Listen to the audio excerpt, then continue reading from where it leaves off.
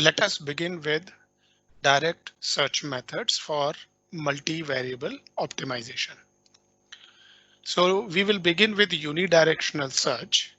What you will realize that many multivariable optimization techniques use successive unidirectional techniques to find minimum point along a particular direction. So what we mean by unidirectional search? So unidirectional search is a one-dimensional search performed by comparing function values along a specific direction. So here the point xt is our current point. St is the direction in the iteration say t, and alpha is a scalar value. So if we do such kind of a vector addition, then this particular equation, which will be written in terms of x alpha, will give us the minimum for the function. So here in the figure on the right hand side, you can see that the current point and a direction is given. So it says that if we keep on moving in this direction, either on positive or a negative, it depends on the value of alpha. If alpha is positive, means we are going in a positive direction of st. Otherwise, it is the negative direction. Now, once we are writing this equation number 5 in terms of x alpha, what you will realize that if we put this particular value in our multivariable function, so as you can note down at the bottom, the function will become in terms of alpha only. So this means that a multivariable function is changed into a single variable optimization function. And we can use all the algorithms that we have read in the previous chapter. So let us take an example. So in this, we want to minimize this quadratic equation. Now let us assume that we have a current point 2, 1, and we have a direction 2, 5. In this case, let us write the equation in terms of alpha. So as given earlier, it will be x plus alpha s. So s will become the direction. So if you write everything, it comes out to be 2 plus 2 alpha, and the another component will become 1 plus 5 alpha. Now, when we put this particular value of alpha into the multivariable function, say x1 minus 10 whole square, x2 minus 10 whole square, then the multivariable function will can be written in terms of alpha only, so single variable function. So as we know that we have multiple ways we can solve it. So let us bracket the minima. So as we don't know where will be the minima, so let us bracket it. So for that we are using bounding phase method. So in this bounding phase method, we are assuming alpha is 0 and delta is 0.5. And once you run this bounding phase method, you will get the value of alpha in the range of 0.5 to 3.5. And now you know that this bounding phase method give you the limit which is not so accurate. To get the accurate solution, we can either use the regional elimination methods or a gradient based methods. Here, let us take golden section search method. In this case, the golden section search method, the lower limit will become 0.5, which we are getting from the bounding phase. B is 3.5, which we are getting from the bounding phase. Again, that is the upper limit. And say termination condition is 10 to the power minus 3. When we run this golden section search method, the alpha will get this value. Now you can see the accuracy in terms of 10 to the power minus 3. So the accuracy is 2.8 into 10 to the power minus 4, which is quite a small number. And the alpha value, so we can choose any value in between. So we chose alpha star as this particular value from the range of alpha given by golden section search. Now, since the result is in the alpha, what we can do here, we can put the value of alpha. We can get x alpha, and including this value, we'll get 6.207 and 11.517. So this will become the optimum solution if we start from 2 and a 1 and keep on moving in the direction of say 2 and a 5. So this is what we call it unidirectional search. Now let us move to the methods which are available. So first category is the direct search methods, and the another category is the gradient search method. So we'll go them one by one. So in direct search methods, we only use function values to locate the optimum point. So no gradient information we needed. Only function value we will be comparing and try to find out where is the minimum. In this particular category, we have box evolutionary optimization method, Nelder and Mead simplex search method, Hooks Jeeves pattern search method, and Powell's conjugate direction method. So among the four, we will be going through simplex search method and a conjugate direction method as of now. Now all these methods will be tested on a one test function, which is referred as a Himmelblau function. Now Himmelblau function is written as minimization of the function, as you can see here, and the variable bound for Himmelblau function is lying between 0 to 5 for both x1 and x2. The minima is at 3 and a 2, that is we know already. Now let us see how this Himmelblau function look like. So you can see the surface of this Himmelblau function, and in x and x2, x1 and x2 plane, you can see the contours. So these are the contours of the function. So just look at the definition of a contours. Contour says that, for example, this red line, if I take any point on this particular contour, the value of the function will remain 30. So these are the different contours which we get it.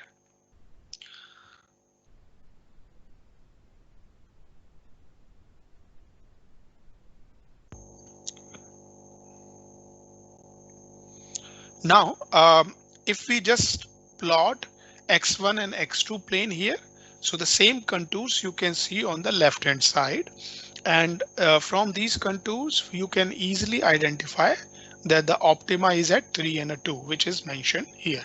So this particular Himmelblau function we will be solving while doing the hand calculation for the multivariable optimization algorithm.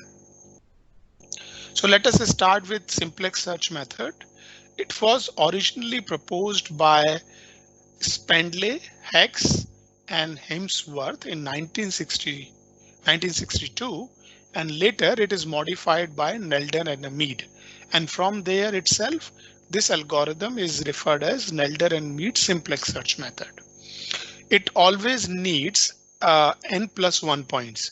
So suppose our problem has n number of variables. So we deal with n+1 points so that we can make an initial simplex.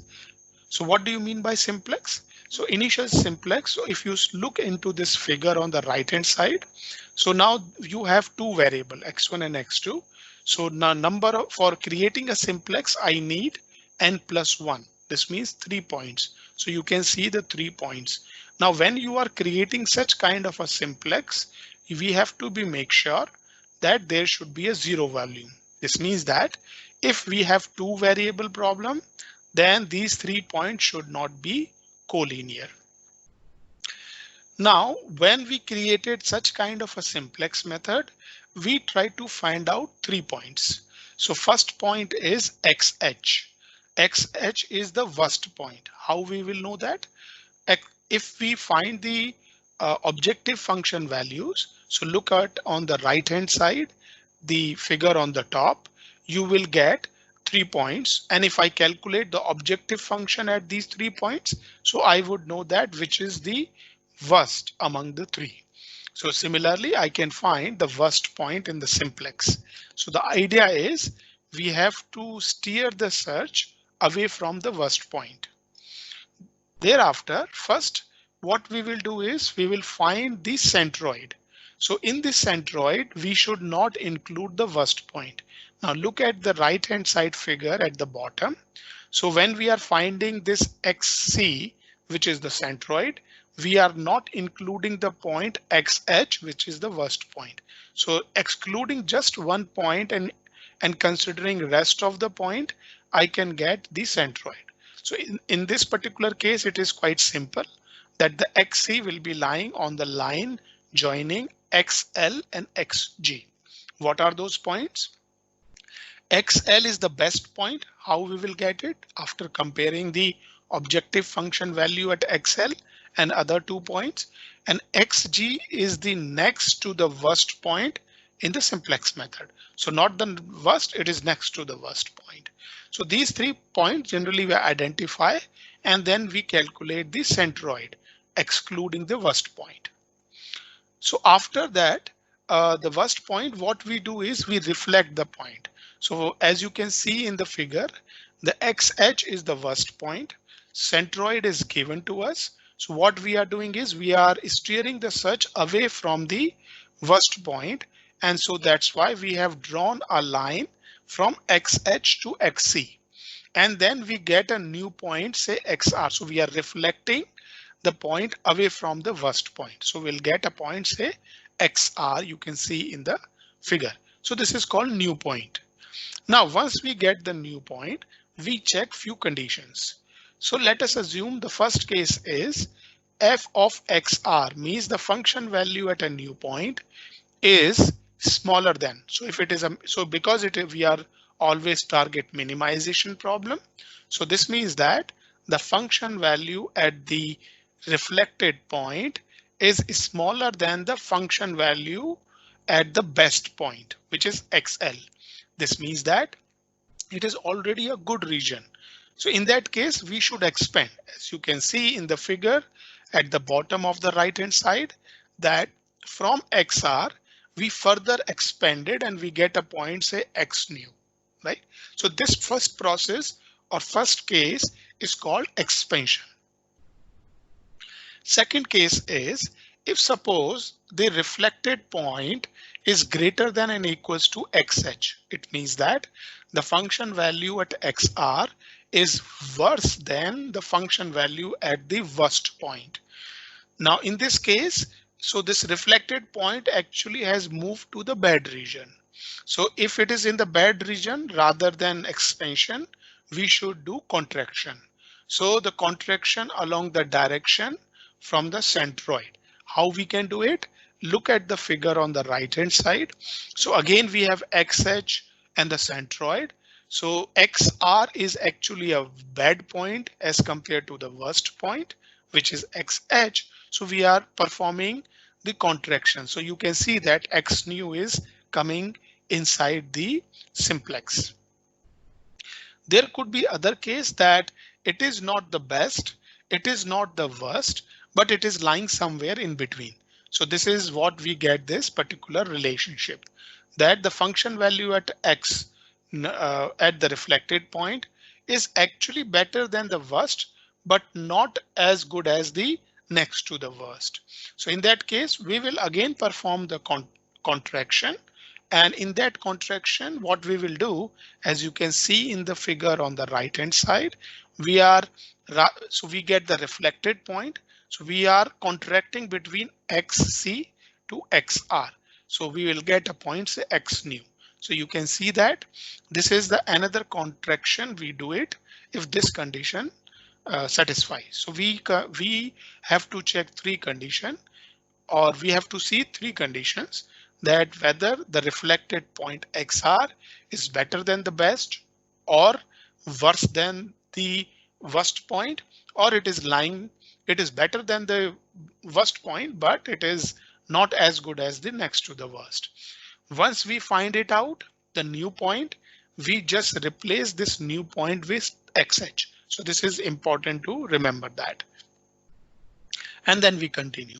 So let us go to the algorithm. So there are some initial parameters like gamma and a beta. So as you can see, the gamma will be used for expansion, beta will be used for contraction, and some termination condition based on epsilon value. And we create simplex search. Now, since the example in the previous slide, we have shown using 2 variables, x1 and x2. Now in those cases where the number of variables are large, there are some thumb rules that can be used to create a simplex. So here, one of the ways to create a simplex from say a given point, say x0, that we can generate randomly, and some scaling factor c. So n plus 1 points we can create using such kind of a relationship.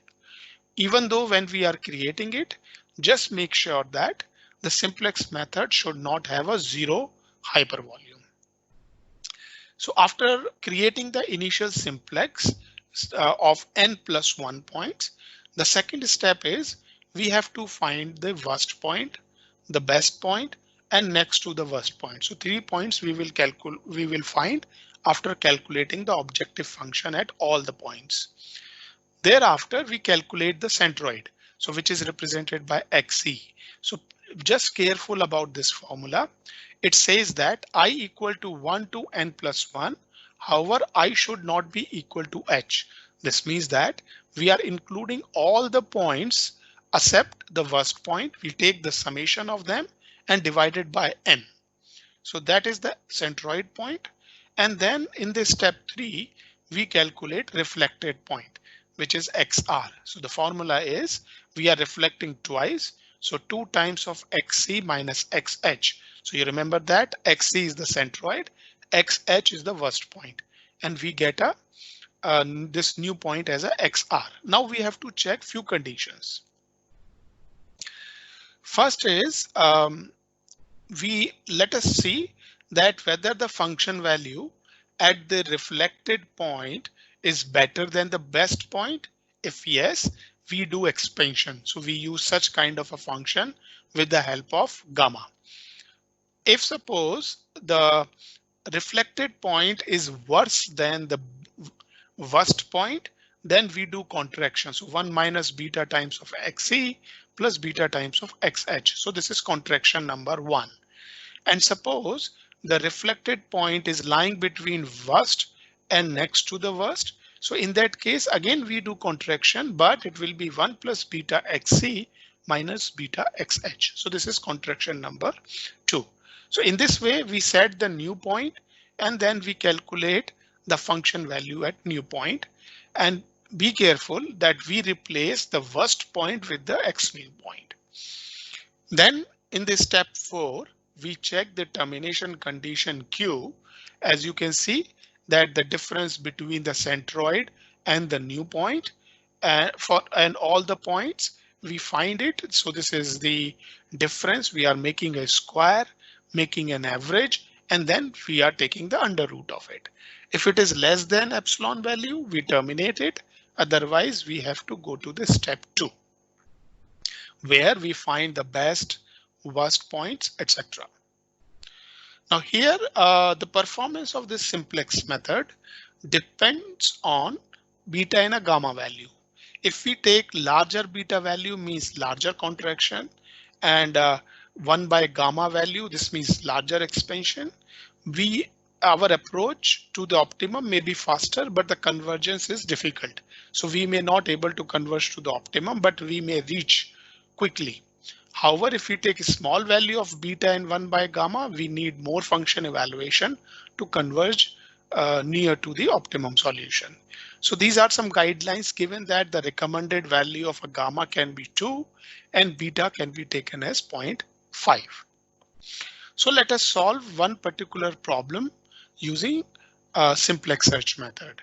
So as you remember that we will be using this Himmelblau function, and the range of x1 and x2 will be lying between 0 and 5. So first step is we have to choose the initial simplex. Since it is a 2-variable problem, so we have a initial simplex of n plus. So be careful, it should not be 3. It should be n plus 1 equal to 3 points. So let us choose x1 at 0, 0, x2 as 2, 0, and x3 as 1, 2. Now we compute the function value at all the 3 points. We'll get 170, 74, and 106. We set the value of a gamma, beta, and epsilon value. Now you know that afterwards we have to find which is worst, best, and next to the worst. Looking at their function value, you can find it out. The x1 is worst because it has the maximum value 170 among the 3 points. Similarly, the best point is x2, which has the best fitness function value 74. And the next to the worst is x3. So similarly, you can find xh, xl, and xg. Afterwards, we find the centroid eliminating the worst point. So this means that x2 plus x3 divided by 2 give me 1.5 and 0.5. Now, once we find the reflected point, once we find the centroid point, in step 3, we calculate the reflected point. So the reflected point is given as 2xc minus xh will give me 3 and a 1, and the function value will become 10. So let us compare. Now here in this particular slide, if you compare this reflected point with the worst point xh, xl, and xg, what you will realize that the reflected point is better than the worst. Sorry, the reflected point is better than the best point in the initial simplex, which is xl. So this means that it satisfies the condition of expansion. So function value at xr is smaller than xl, we do expansion. So we are going to use a formula of x nu, which is 1 plus gamma xc minus times of a gamma xh. We'll get a point 3.75 and 1.25. And the function value at x nu is 21.44. So the new simplex, as I mentioned here, the worst point was x1, so that is replaced with the new point. x2 and x3 will remain the same. Now it is very interesting to note that the reflected point has a better function value than the x nu. But this algorithm doesn't allow XR in the new simplex. So every calculation is based on x nu in the new simplex. Now step 4, we look at the termination condition. So we calculate it. You will get a value of a Q, and that is greater than epsilon. So we move to step 2. That completes our first iteration. So let us do one more iteration now. Since we already know the new simplex, we already know what are the objective function value. So we have to find which is the worst. So after comparing the fitness value, you will realize that x3 is the worst, x1 is the best, and x2 is the next to the best. Now you remember that in centroid, we eliminate the worst point. So the centroid will become x1 plus x2 divided by 2, get the point like 2.875, 0.625. Thereafter, we find the reflected point. So the reflected form, using the formula of 2xc minus xh, we get the point, and we find the function value as 144.32. Now looking at the function value, you will realize that the reflected point is actually worse than the worst point. This means we have to do contraction number 1. So in that case, we will use the straightforward formula given in the algorithm or in the method. So 1 minus beta times of xc plus beta times of xh, I'll get a point 1.937, 0.812, and the function value is 60.772. So you know that this particular point will be replacing the worst point. In the iteration, after iteration number 1, the worst point was x3, so that point was replaced by the new point.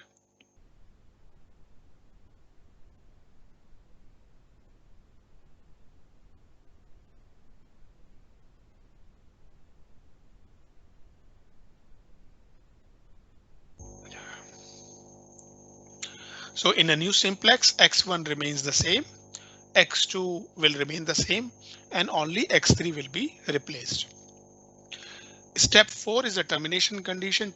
We check the termination condition. Since the Q value is greater than epsilon, we move to the step 2, and our second iteration is over. Let us see the same example which we have solved graphically. So you remember that we took the 3 point. You can easily locate x1 at the origin, x2 and x3 are the other 2 points. So first of all, we have to find the centroid. You can find in the second figure now, the centroid on the line joining x2 and x3. Thereafter, we have to find the reflected point. Okay, you can see that the worst point is reflected through the centroid. I get XR point. Now, once we compare the XR, you remember that since it was better than the best point, so we expanded and the point we get it as a X new point now. And that new point will be replacing the worst point. So the new simplex after iteration 1 will become this. Thereafter, we again find the worst, best, and the next to the worst. And then you remember that x3 was the worst point. And then we calculate the centroid on the line joining x1 and x2. Then we find the reflected point. You can locate xr here. And then we calculate the objective function. And looking at this function, you realize that the reflected point is worse than the worst point. So we do contraction. So that's why we get x new for this. So this way, the simplex will keep on changing. And after some number of iterations, the minima will be located by this simplex. So it will be surrounded by this particular simplex. Now discuss Powell conjugate direction method. And this is the another direct search method. What you will see that this is the most successful and popular direct search method used in many engineering optimization problem. What is the unique feature of this method is it uses history of previous points to create new directions. It has a convergence proof for a quadratic objective function, which is a very good property with conjugate direction method. So the basic idea is let us create n linearly independent search directions. Thereafter, we perform series of unidirectional search along each of these search directions and starting each time from the previous best point. So you will, when I will discuss with the help of figure, then you will realize how we will do that.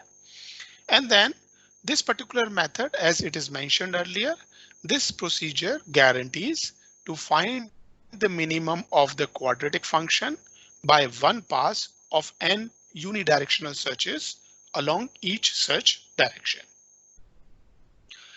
Powell conjugate direction method uses parallel subspace property. Let us know that what is that. Suppose we have given a function. So the quadratic function is given here. And in this quadratic function, A is the scalar value, B is a vector, and C is a matrix. So it is a 2 by 2 matrix because it's a quadratic function.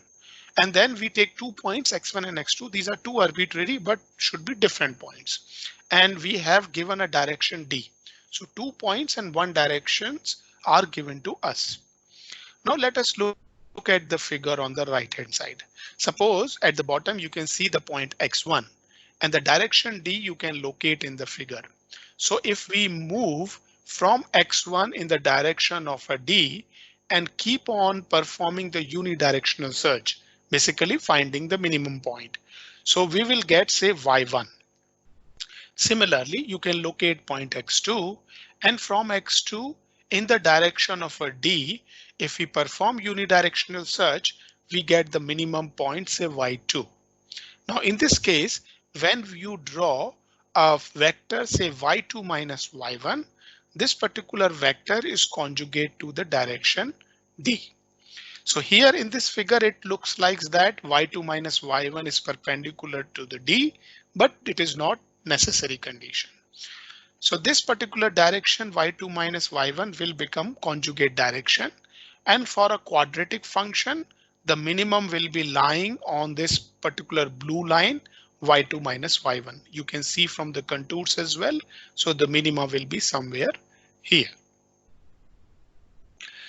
Now what you have realized in the previous case, we have used 2 points, say x1 and x2, and a direction D to find a pair of conjugate directions. So we need 2 direction searches, that is along from x1 and x2. Now, generally what we do here is we start with say 1 point. So the same thing what we can do here is we can start with a 1 point, say x1. Now look at the figure. Now we are starting with x1. So what we can do is let us take x-axis, which is 1, 0 vector, and x2 axis, which is 0, 1 vector, as our search directions. So what we will do here, we'll start with the 1 point given 2 direction to us. So let us begin with x1 and perform unidirectional search along x1 axis. Suppose the minimum point is y1. From y1, let us perform unidirectional search in x2 direction. And then the minimum point we get, say x2.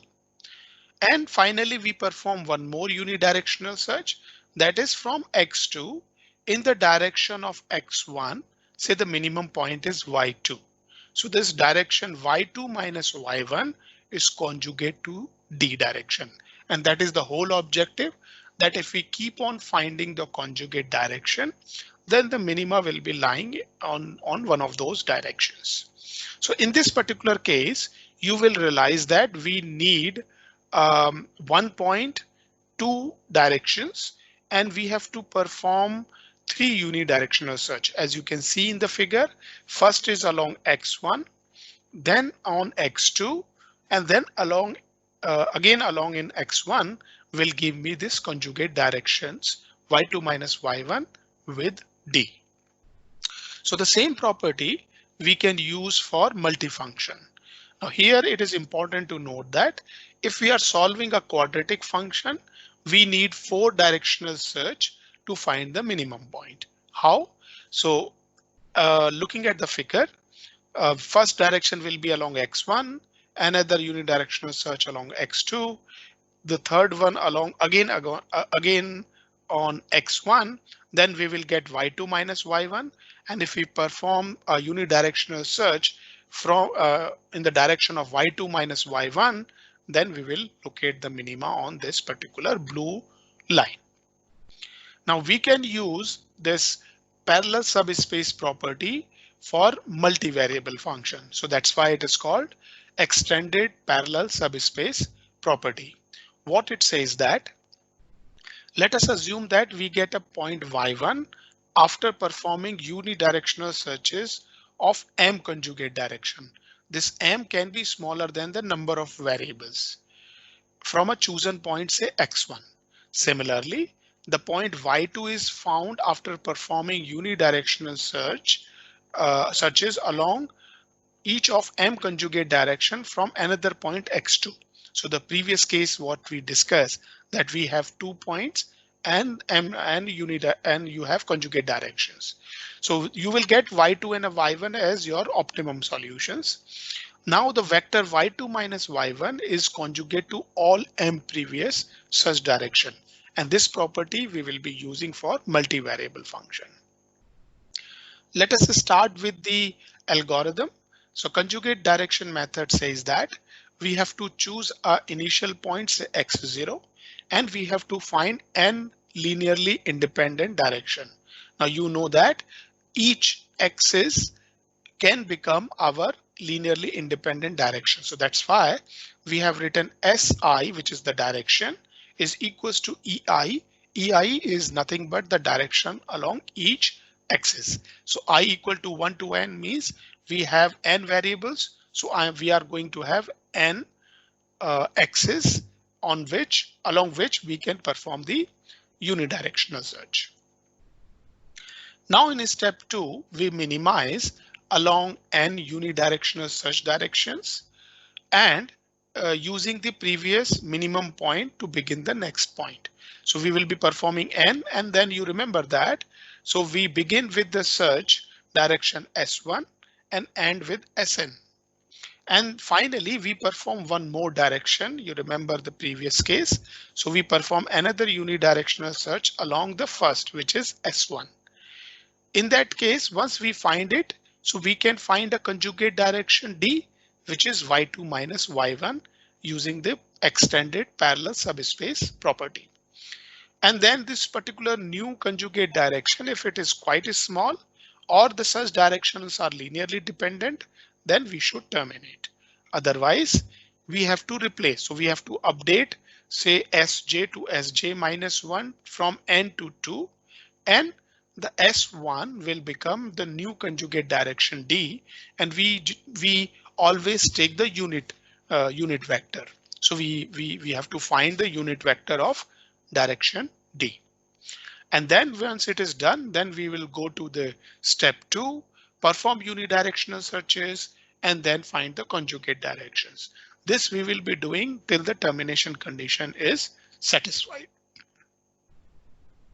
Now here there are few important points that suppose if you have a quadratic function, then you need n minus 1 loops through steps 2 to 4. Thereafter, you will realize that in every loop you need n plus 1 unidirectional searches.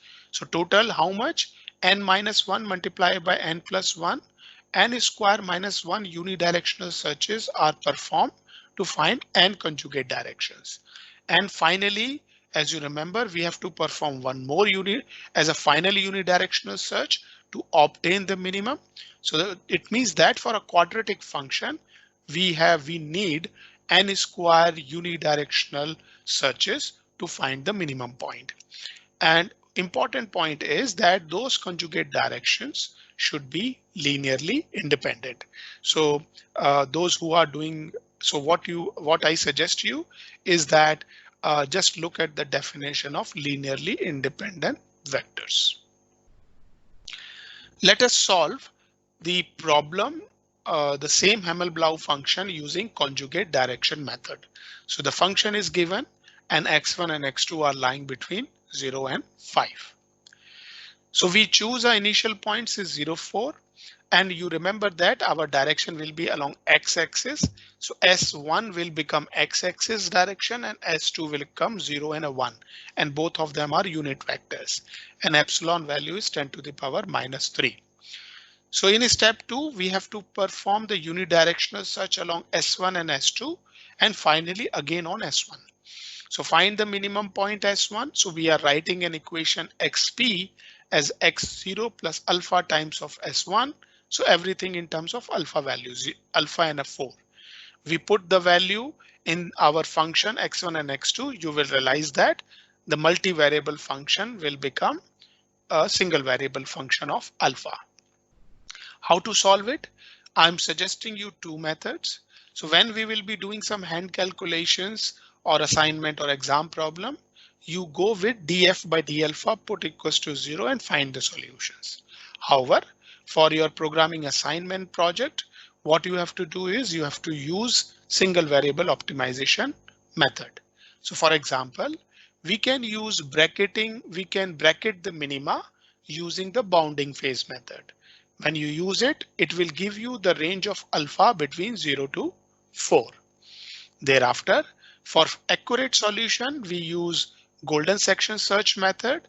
It gives alpha star value as 2.083. That gives me a new point x1 as you can find it here. Thereafter, we perform unidirectional search from x1 in the direction of s2. So this is the second one. So we again write x alpha. In this case, this is x1 plus alpha s2. Just careful about this equation. And then you will get all the variables in the terms of alpha. We can put this value in our function using bounding phase method to bracket the minima and golden section search method to get the accuracy in locating the minima. We get alpha star as minus 1.592.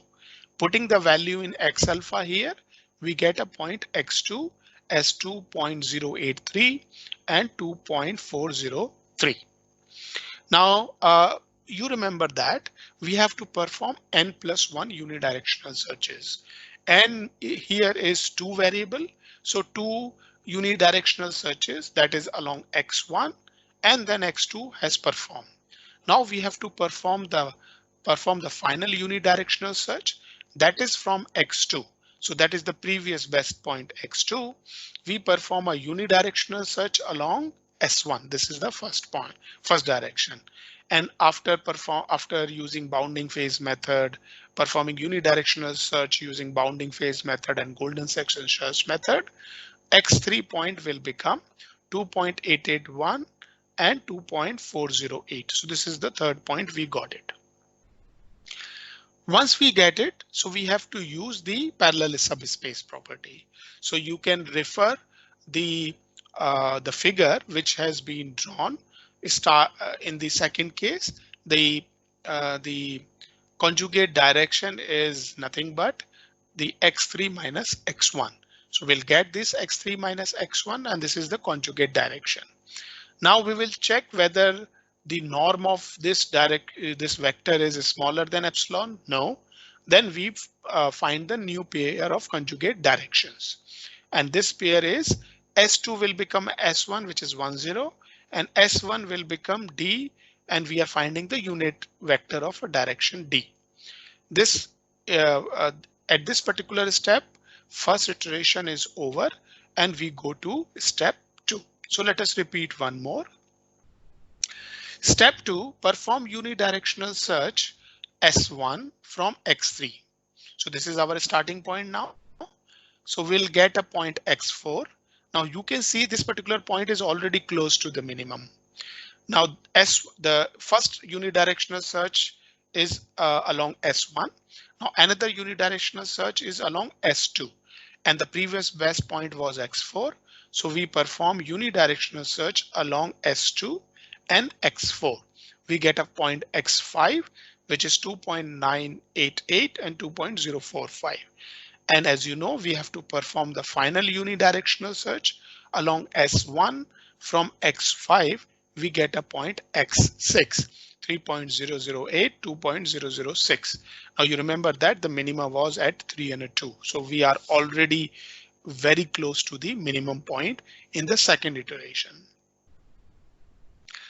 Now we will find the parallel subspace property. So using that parallel subspace property, the conjugate direction is x6 minus x4. So I'm leaving it to you. You try to find out how we get this as a x6 minus x4 as the conjugate direction. Thereafter, we check the norm of this particular vector. Since it is greater than epsilon, we update the pair of conjugate direction as S2 will become S1 and S1 will become the unit vector in the direction unit vector of direction D. That completes second iteration, and we go to step 2. There are some remarks. In one iteration of step 2, we perform n+1 unidirectional searches that we can see, and that is little computationally expensive. But at the same time, we also store some values. So algorithm has to store n+1 points and n such directions, right? So we started with say x0, we find x1, x2, and x3. So that way we are saving those points as well as directions S1 and S2. So that's why there are some storage and some function evaluations have to be done for unidirectional searches. So let us look at the graphical example of the problem which we have just solved. So you remember that we started from 0 and a 4, x0 you can locate. Then first we perform unidirectional search along S1. We get the x1 as our optimum solution. Then we perform another unidirectional search. You can see on the second figure along S2, which is x2 axis. So we get x2 point. Thereafter, you remember that we perform one more additional search. So when we are performing one more additional search, you can see at the bottom x2.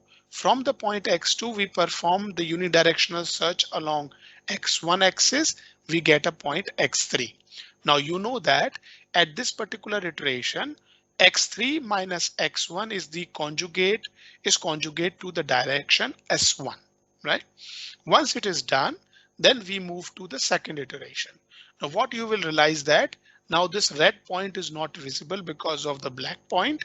It is only because the second point, so in the second iteration, you might have realized that the algorithm is already close to the optimum point, and that's why you cannot see the red point because black point is already close to the optimum solutions.